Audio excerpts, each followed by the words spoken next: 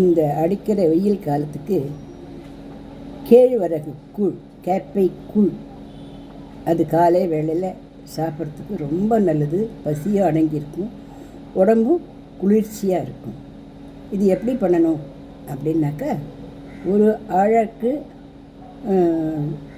கேழ்வரகு மாவு எடுத்து 2 ஆழாக்கு தண்ணி ஊற்றி, அதாவது ஒரு ஆழாக்குன்னு புரியலனாக்கா, ஒரு டம்ளர் கேழ்வரகு மாவுக்கு 2 டம்ளர் தண்ணி ஊற்றி நல்லா கரைச்சி, அடுப்பில் 2 டம்ளர் தண்ணி வச்சு, அதில் இந்த நல்லா இதை கட்டி உண்டை இல்லாத கரைச்சி இதை குத்தி சிம்மில் வச்சு நல்லா கிளறிண்டே வரணும்.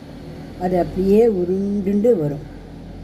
அது கொஞ்சம் இறக்கி வச்சுட்டு அது கொஞ்சம் ஆறினதுக்கப்புறம் நல்லா பெரிய பெரிய உருண்டையாக அதை லட்டு மாதிரி நல்லா திருப்பதி லட்டு மாதிரி நல்லா கையில் உருண்டை உருண்டையாக பிடிச்சி அதை என்ன பண்ணணும், ஒரு 4 டம்ளர் தண்ணி ஊற்றி அதில் இந்த உருண்டைகளை போட்டு ராத்திரியே மூடி வச்சிடணும். ராத்திரி முழுக்க அது நல்லா உருட்டும்.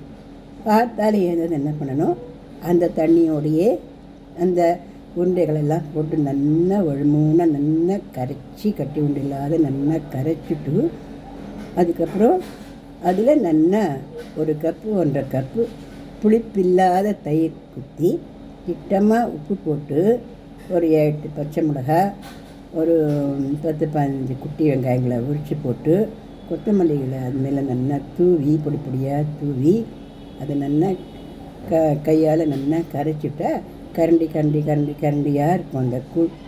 அதை கப்பில் குத்தி காலை வேளையில் சாப்பிட்டோம்னா உடம்பு ஜில்லுன்னு இந்த வெயிலுக்கு இதமாக இருக்கும். இது பிடிச்சிருந்தா லைக் பண்ணுங்கள், ஷேர் பண்ணுங்கள், சப்ஸ்கிரைப் பண்ணுங்கள்.